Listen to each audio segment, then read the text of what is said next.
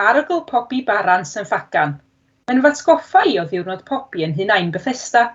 Tafell o fara, menyn a jam, tost wedi grasu'r y tân, pwdin bara menyn, a hynny gyd cyn amser cinio. Roedd mam gi wastad yn taenu'r menyn ar ben y dorth ac yn torri'r bara wedyn.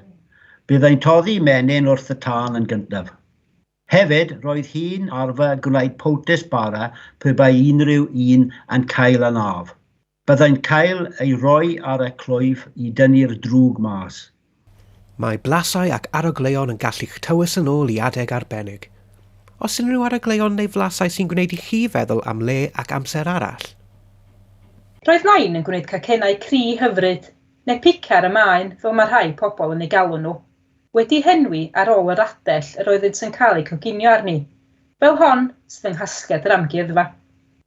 Mewn rhannau gwahanol o'r wlad, mae nhw'n cael eu galw'n picer bach, tisian llechwan neu picer man. Pics fydd ni ei ddweud yn fy ardal I. Ydych chi wedi blasu'r cacennau hyn? Beth ydych chi'n ei galw? Beth ydych chi'n ei fwynhau gyda'ch paned pnawn? Roedd gan nain ddant melys heb os. Roedd hi'n diferu syrup neu fel dros bopeth, hyd yn oed I fish and chips. Na, dim ond tynnu coes. Ond oeddech chi'n gwybod bod na gychod gwenyn mel ar do ein hamgueddfa yng Nghaerdydd yng nghanol y brifddinas? Bob hydref, caiff y mel ei gynaeafu o'r cychod gwenyn a'i werthu yn siop yr amgueddfa. Bydda nain yn flaen y ciw, dwi'n siŵr. Mo'n cofio cael mel fel plentyn, ond roedden ni'n bendant yn rhoi llawer o siwgar ar bethau, ac mi mewn bethau. Roedden ni'n hyd yn oed yn cael brechdanau siwgar ei de nawr yn y man. Mae fy modreb yn dal I roi siwgar ar ei saled heddi. Sdim syndod nad oes ganddi ddanedd ar ôl. Ydych chi'n cofio cael siwgr neu fel ar fwyd pan oeddech chi'n tyfu I fyny? Os oes gennych chi ardd neu rhywfaint o le tu allan, gallech daflu ychydig o hadau blodau gwyllt a gweld a allwch chi ddenu gwenyn. Pwy sy'n gallu gwrthod bar o siocled? Roedd nain yn arfer prynu un I mi bob dydd Gwenedd fel treat diwedd yr wythnos, pan fyddan ni'n galw heibio'r siop da. Roedd rhaid I hi gael bar hefyd, cofiwch. Siocled 5 boys oedd I ffefryn hitha. Gwelwch chi mo hwnnw y dyddiau yma. Bydde fy nad gi yn fy anfon i'r siop I nôl slabyn mawr o dairy milk. Doedd e byth yn sylwi fod ambell res ar goll erbyn i'r bar I cyrraedd e. Neu, os oedd yn sylwi, soniodd un gair. Gyda llaw, ydych chi wedi clywed anes yr un fenyw oedd wastad yn gosod pawlen o gnau mas ar gyfer pan fyddai ei ffrindiau'r galw draw.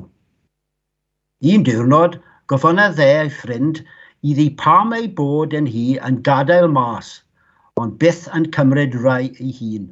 Os mae'n gallu bwyta nhw atebodd. Ers I mi golli'n anedd, dim ond signo'r siocled I ffwrdd rwy'n gallu gwneud.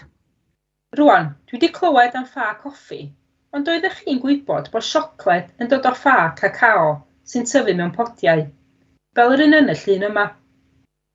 Ac oeddech chi'n gwybod hefyd mae bwyd y diwiau yw ystyr yr enw Lladin am siocled, sef Theobroma.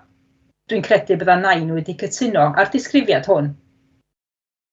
Ydych chi'n cofio taith i'r siop felysion pan oeddech chi'n iau? Ydych chi'n cofio unrhyw frandiau siocled neu felysion o'ch plentyndod? Beth oedd eich ffefryn? Wedi'r holl bethau melys na, dwi'n meddwl bod angen rhywbeth fyrmryn yn iachach arno ni. Tada! Yr afal cyffredin ond gwerthfawr. Rwan, roedd nain wrth ei bodd gyda afal. Yn enwedig os o'n cael ei bobi mewn tarten ei orchuddio a siwgr. Fydd y mam gi yn torri afal yn slices ar blat ac yn gwneud pryd go iawn ono, gyda bara menyn weithiau.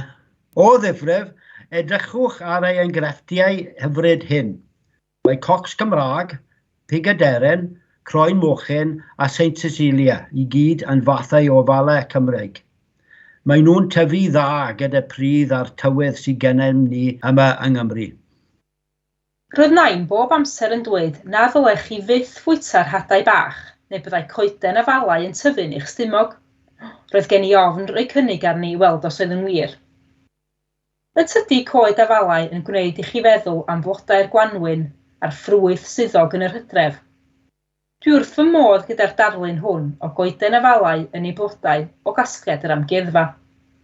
Mae'n efo sgoffo llenni tynain hefyd. Oes gennych chi hoff ffrwyth i'w fwyta? Oeddech chi'n bwyta'r ffrwyth hwn fel plentyn? Fuoch chi erioed yn casglu eich ffrwythau eich hun o ardd neu berllan?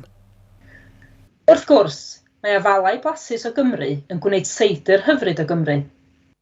Mae Cymru'n enwog am gynhyrchu seidr ers yr ail ganrif ar 15. Edrychwch ar y gasgen seidr dderw hon. Mae'n dangos crefft y cowper a greodd y gasgen. Roedd yn cael ei ddefnyddio i ddal seidr adeg y cynheuaf. Byddech chi fod pobl o Fôn i Fynwy yn gweithio ar y ffermydd dros yr haf ac adeg y cynheuaf. Yn aml iawn, seidr nid ari yn parod oedd ei cyflog. Dychmygwch gyflwr rai ohonyn nhw ar ôl cyrraedd adre. Yn y cymunedau glofeuol, seidr oedd diod nos iau, gan ei fod yn ratach na cwrw, a fyddech chi ddim yn cael eich talu tan dydd Wener. Dyw hwn ddim yn edrych fel cinio labrwr i ni. Mae'r cwlffyn o gaws yn rhy fawr i ddechrau. Rydych chi wedi clywed am ginio'r gwirenwr neu ginio gwas ffarm, mae'n siŵr. Cinio unrhyw weithwr i bob pwrpas. Bara, caws, afal, hyd yn oed anner wynswn yn cael ei fwyta fel afal. Y byddwn ni'n gael amser i cinio weithau. Sdim ryfedd nad oedd gen i fawr o ffrindiau. Beth fyddech chi'n ei bacio mewn cinio picnic? Lle fyddech chi'n hoffi mynd am picnic? I'r traeth, mynydd, cefn gwlad neu rywle arall? Y tiniau'r un oedd tiniau snap neu bocsys Tommy y glwyr. Roedd y chwarelwr hefyd yn cario eu tocyn neu ginio pecyn yn y rhain. Fel arfer, roedd brechdanau'r cynnwys naeth ei gaws. Ham tin, corn beef, jam, neu ffa pob o'r weithiau. Sbarion dydd Sul oedd ymrechdanau dydd Llun weithiau. Roedd sôn mai ar gyfer bisgedi oedd pen crwn y tin. Dwi wedi clywed bod afalau a corennau yn boblogaidd dan ddaear hefyd.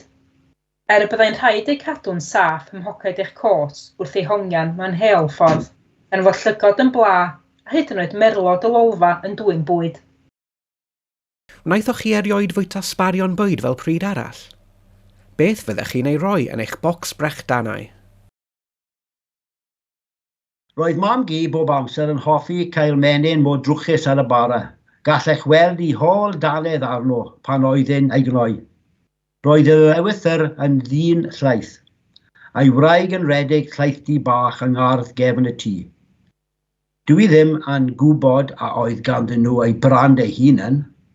Efallai bod peth o menyn wedi ei stampio a chynllun fel hwn. Roedd nain yn dweud nad oedd oergelloedd ar gael yn ei dyddiau hi, felly roedd storfa oer yn y pantri. Gallai'r menyn fod mor galed a charreg yn y gaeaf, neu'n feddal a slwtslyd yn yr haf. Beth sydd orau gennych ar dost? Menyn neu fargerin? Sut ydych chi'n hoffi'ch tost? Dwi wrth fy modd efo dipyn o gaws. Maen nhw'n dweud fod y Cymru yn sgit am gaws erioed. Mae caws pob, Welsh rarebit, neu gaws wedi pobi, yn dal i fod yn bryd poblogaidd. Mae caws wedi bod yn poblogaidd erioed. Dyma wasg gaws Rufeinig a gan fwyd yn Mrin Biga. Oeddech chi'n gwybod bod yr enw Rufeinig isga yn tarddu o enw Cymraeg Afon Wysg. Faint o brydau allwch chi feddwl amdanyn nhw sy'n cael ei gwneud gyda chaws? Sawl math o gaws allwch chi ei henwi? Os unrhyw un ohonyn nhw wedi ei cynhyrchu yma yng Nghymru? Dwedws mam gi bod sosban fawr o gawl bob amser yn ffrwytien yn y gegin pan oedd hi'n ferch fach. Bydd ysbarion a chig gwydwn fel cig dafad yn cael ei ychwanegu i'r pot. Dro arall pen dafad fydd yno. Byddai'n ychwanegu torth i'r cawl hefyd mwyn gwneud iddo bara. Bydda taid yn mynd i hela cwningod ac yn dod â nhw adref i nain ei blingo a'i coginio. Byddai'n gwneud crochan o stiw cwningen. Roedd lobsgows yn ffefryn yn y gogledd. Pryd traddodiadol o gig, tatws ac unrhyw lysiau eraill oedd ar gael. Roedd popeth yn cael ei goginio gyda'i gilydd mewn sosban fel hon. Dyma oedd swper chwarel yn aml. Prif bryd y dydd i'r chwarelwr a'i deulu. Pe bain rhaid i chi wneud sosbennaid o stiw neu gawl, beth fyddai'ch hoff gynhwysion i'w roi ynddo? Daeth y peiriant coffi hwn draw o'r Eidal gyda theulu Rabaioti yn 1921. Roedd gan y teulu gaffis yng Nghwmafan, Abertawe a Fort Talbot. Mae Braci, Sidoli, Philgoni a Carini hefyd yn berchnogion caffis adnabyddus a sefydlodd yng Nghymru ar ddechrau'r 20fed ganrif. Dwi'n cofio caffis Eideledd pan oedd hi'n blentyn. Roeddech chi'n gallu cael nid yn unig coffi neu de, ond roedd ocso yn poblogaidd iawn hefyd. Ac os oeddech chi am gael rhywbeth i fwyta, gallech chi gael pai neu pastau wedi stemio. Wedi dwymo gan bibel stem yn peiriant coffi. Roedd ganddyn nhw ifan ia catref hefyd, yn llawn crisialau ia crensiog. Doedden nhw byth yn gweini bwyd Eidalaidd. Ai coffi neu de sydd orau gennych chi? Sut ydych chi'n hoffi eich paned? Ydych chi'n cofio yfed yr rhain pan oeddech chi'n fengach?